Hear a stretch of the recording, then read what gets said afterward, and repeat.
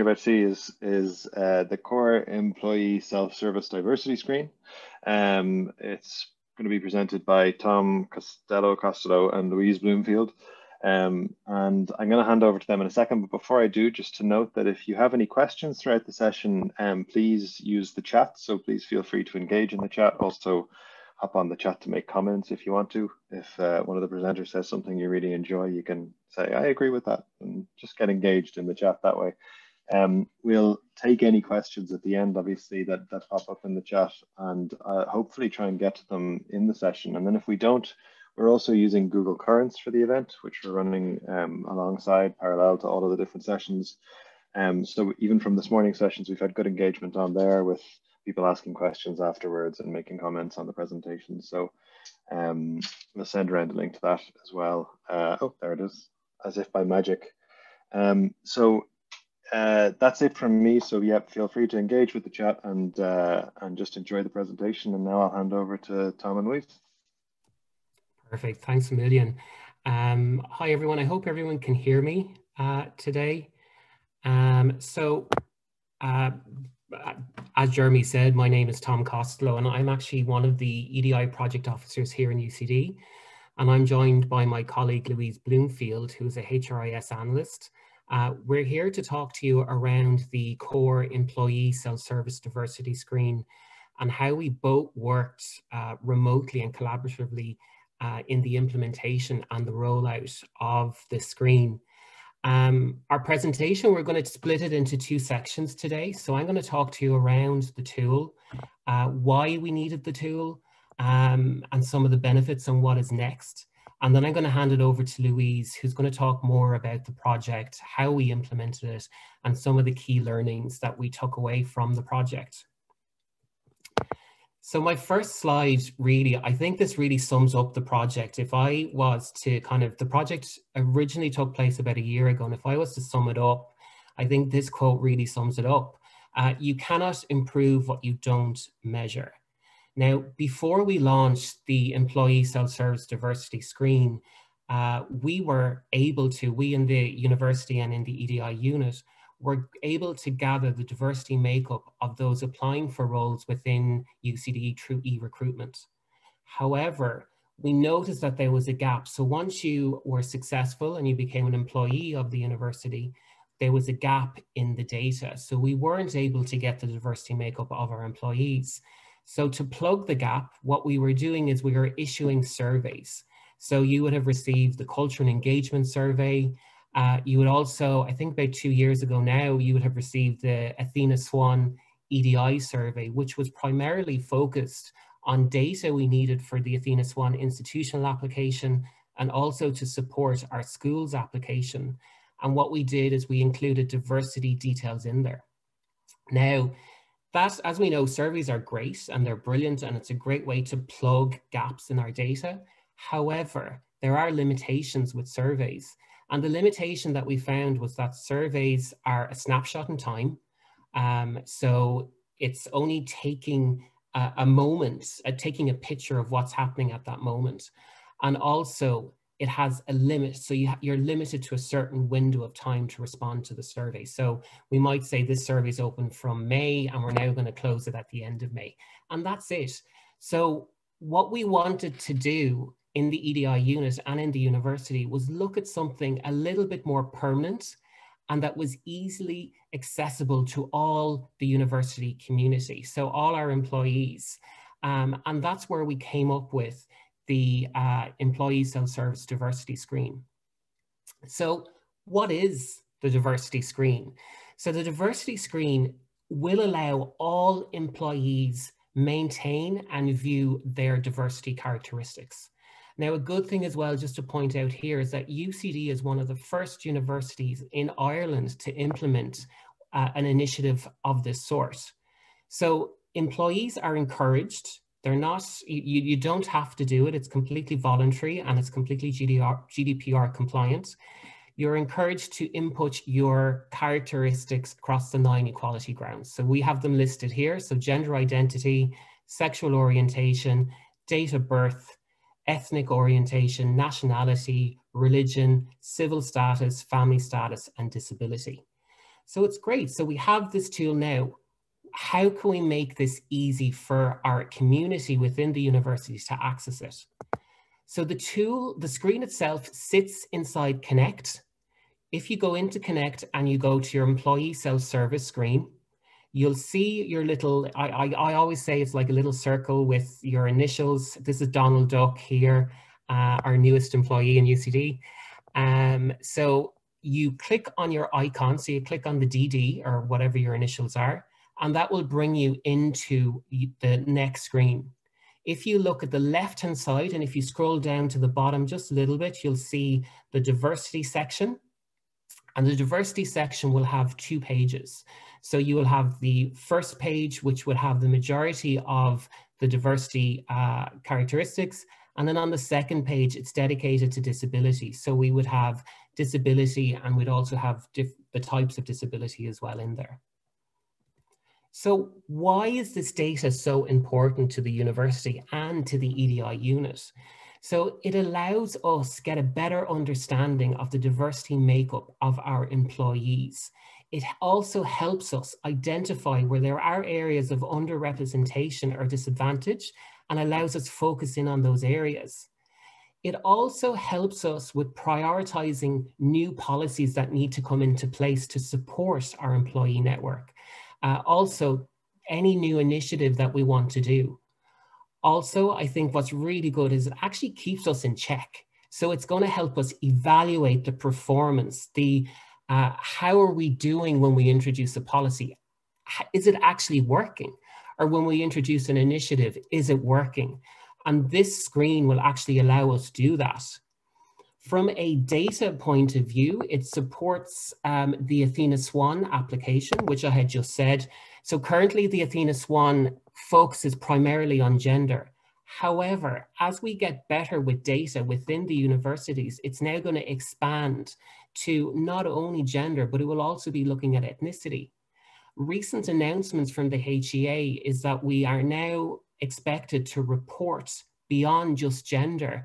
And we're currently looking at ethnicity, but that will expand to other equality grounds as well. From a legislative point of view, it helps us with our public sector duty and also helps us with the Disability Act of 2005.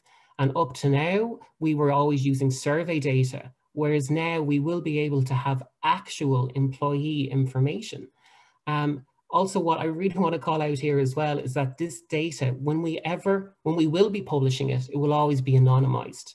Another thing to call out is that access to this data, to this screen, is completely, it's limited.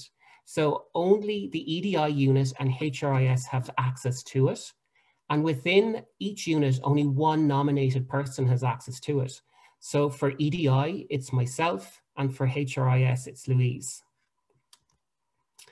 So what's next? So what are we going to do next? How are we really going to get to promote this tool? So currently we have 27% of the employee population's diversity details in our tool, which is great. It's only been live since November, so roughly about just over 3 months worth of data. It's a great starting point, but there is, I think a politician summed it up, but there's a lot more to do. And we need to do this through promotion. Now, I've put a little circle here, and the reason why I have a circle is that everything is interconnecting, and it's like a circle. It's like a wheel almost. It's like the wheel in a car. In order for us to move forward, so in order for the university to move forward, all these pieces need to be in play. So promotion. So what are we going to do next? So we in the background have got a lot of questions and a lot of concerns from people around the data. And what we will be doing is publishing a FAQ document to support the screen, where people will be able to log in and they will be able to hopefully put their mind at ease. Also, we will be doing roadshows like today to promote the tool and to talk about the tool. We'll be talking to heads of schools, college principals. We've already worked with the HRPs as well. The other piece I have here is transparency. So transparency is so crucial to the success of this tool. it is a culture shift that is needed within the university, where employees feel comfortable to disclose their diversity characteristics. So how can we help them feel more comfortable? And what we are going to do is be 100% transparent with the data. So we will be publishing the data on our EDI website just to show you what we can actually do with this data. Also, we recently launched the our 2019-2020 EDI annual report. Going forward, we will be including this data in that. Also, like I said, we will have our FAQs. And what we're hoping, through promotion, through transparency, we will eventually get to change. So changing those policies, changing those procedures, you know, again, working with the underrepresented groups within the university. So that's what we're going to be currently working on in relation to the tool. Now, if you want more information about it, I've just included the link there, and I know these slides will be available at the end of our presentation. Alternatively, you can always email us in the EDI unit at edi@ucd.ie. Now, I'm going to hand you over to Louise, and Louise is going to talk to you around the implementation and some of the key learnings from the project. Thanks a million, Tom. Hi, everybody. Thanks for joining us. So just to say, this project wasn't hugely technical, and it wasn't a massive piece of work in terms of a systems infrastructure point of view, but it was obviously a very important piece of work. It formed part of an overall bigger program of work following the core HR upgrade in 2019. And in HRIS, we have kind of developed a template of rolling out new functionality in the employee self-service system, which we tend to follow every time we're rolling out new functionality. I guess in line with the overall university strategy of digitalizations and, you know, continuous process improvement, we're continually looking to make things available to employees on a self-service basis, because we find that employees tend to prefer being able to view and see and input things themselves on the employee self-service system. So I've outlined here just on this slide some of the key phases of the project that we went through. I suppose what was the big variable at the time was that we had just been put on notice of working from home and lockdown, and we were at the time just going through our plans for the optimization of the core HR system, because there were lots of different components of the project, one of which was the rollout of the ESS diversity screen. So when we were put on notice of working from home with the HRIS team, we decided and identified that the ESS project, the ESS diversity project, was probably a good project to do while we were working from home, because it was a very definitive piece of work. We knew the functionality was there in the system, and we thought, you know, we weren't going to be working from home for that long, so we could, you know, achieve the objective of implementing this wholly while we were working remotely. So we kicked off in April with the kind of just a kick-off project initiation document and analysis around the actual system itself. Were there any issues? Were there any gaps with the functionality? Were there any bugs? We would have stepped through a system configuration, working very closely with Tom on, you know, whether certain fields were viewable or updatable, which order they went in. Another important part of this project, which I suppose is applicable to all projects now in UCD, which is to do a data protection impact assessment. That was particularly pertinent in this case because we were dealing with such highly sensitive personal data. So that was completed by Tom working very closely with the Data Protection Office and signed off.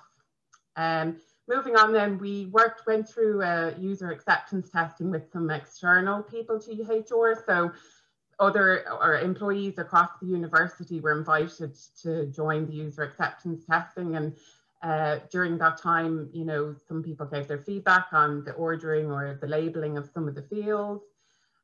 We also would have developed some of the anonymized reports, rolled up reports that Tom had referred to earlier. The EDI unit then decided that because there was a lot of competing demands on people's time and attention, due to COVID and, you know, all the burdens of having to deliver a university teaching program remotely, that it was deemed most appropriate to do a soft launch of this. And we basically turned it on in the live system and let employees discover it for themselves. You know, some people did feedback at the time to the EDI unit, and there was, you know, supporting web pages and FAQs around the functionality. So as the months progressed, then it was identified, the EDI unit decided to formally launch the tool in November of last year. Colin Scott formally launched it when there was an email sent around to all employees about the tool.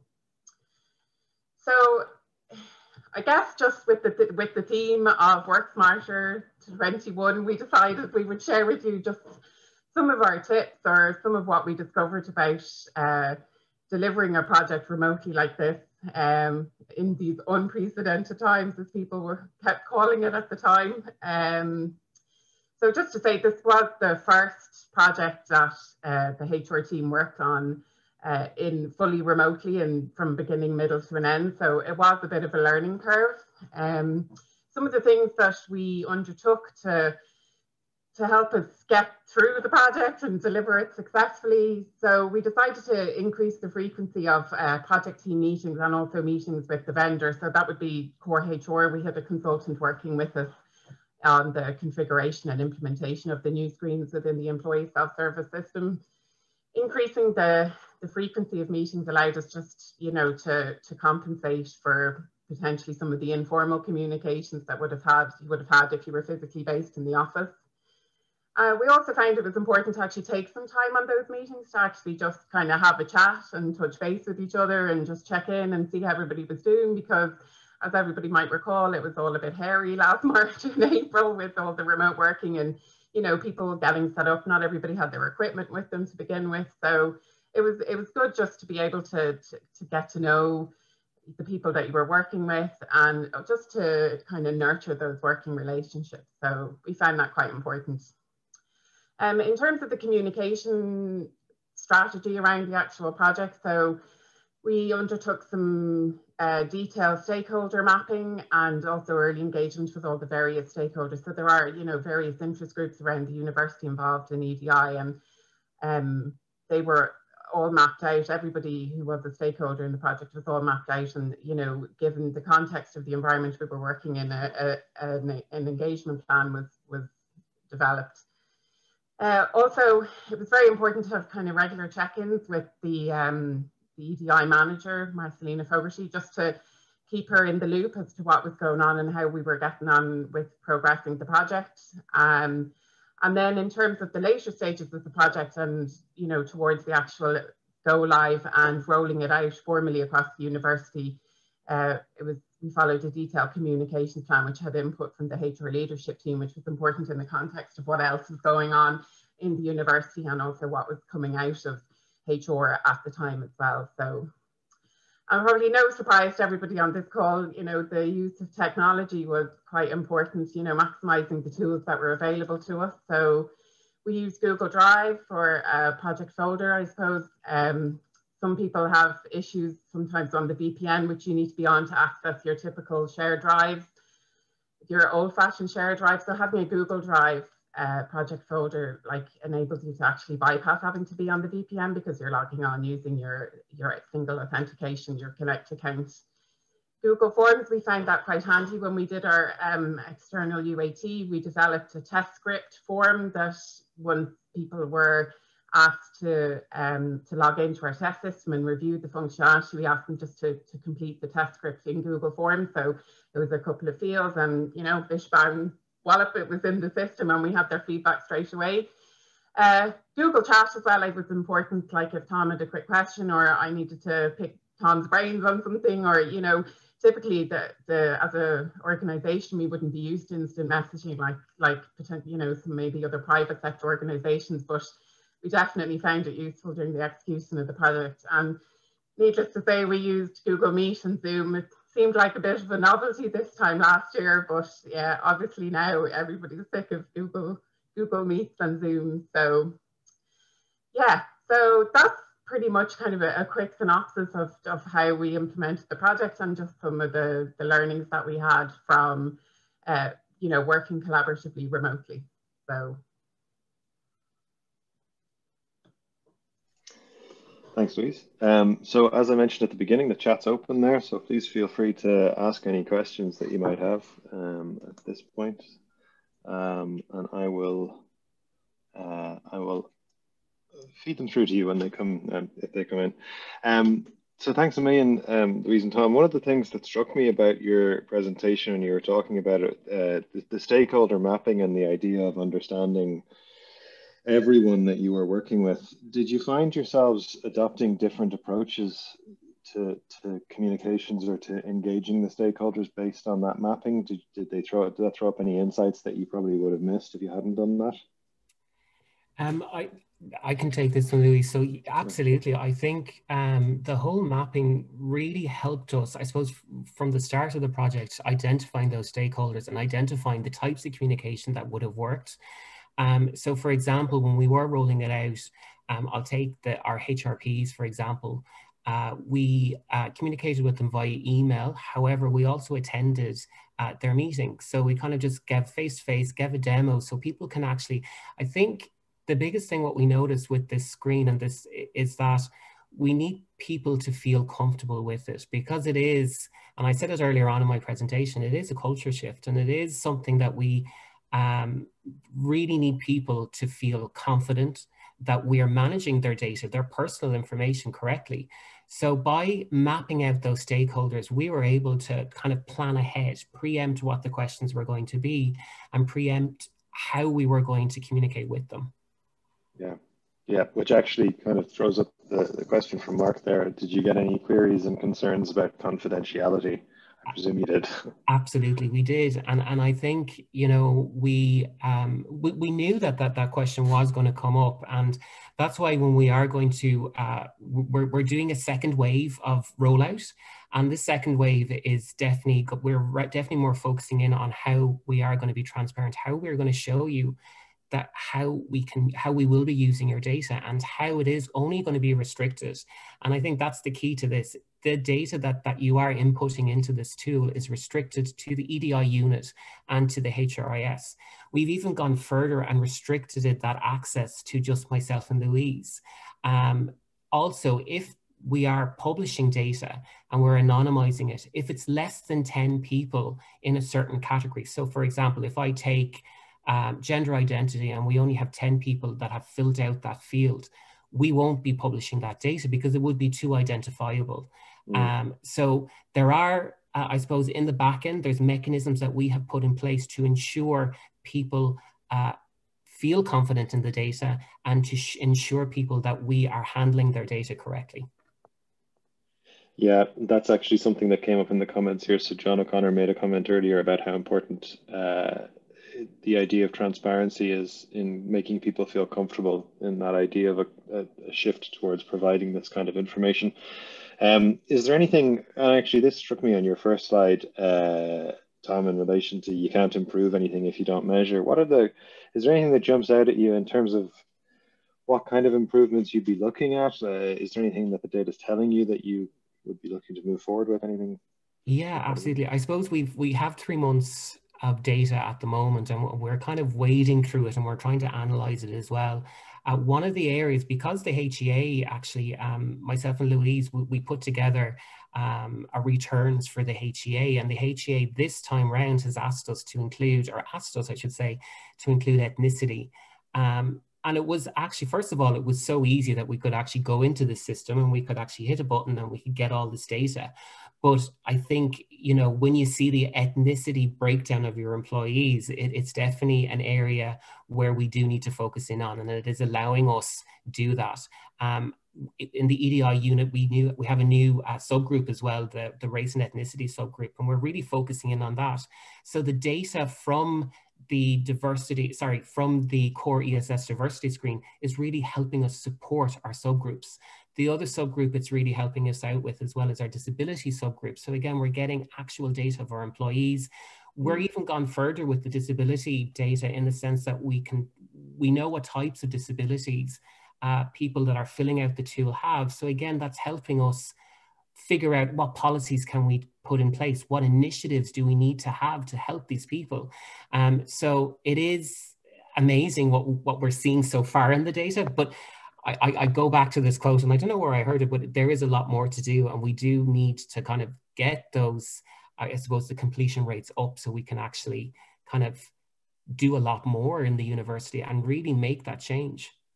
Yeah, it resonates a lot. The project that I'm involved in has an awful lot of data kind of coming out of it, and it's that question of what you do with it that's really important. And it's not, I think that ties in with the idea of the culture shift, is that it's not until people start seeing the data being used to do good that they really start to understand the value of it, and the value of what it can do for the university as a whole.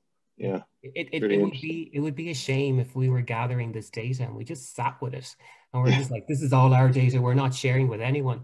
I think we need to share it with the university community and just show them, you know, exactly what we can do and what change data can read and what change data can actually drive. And that's key to this project. Absolutely.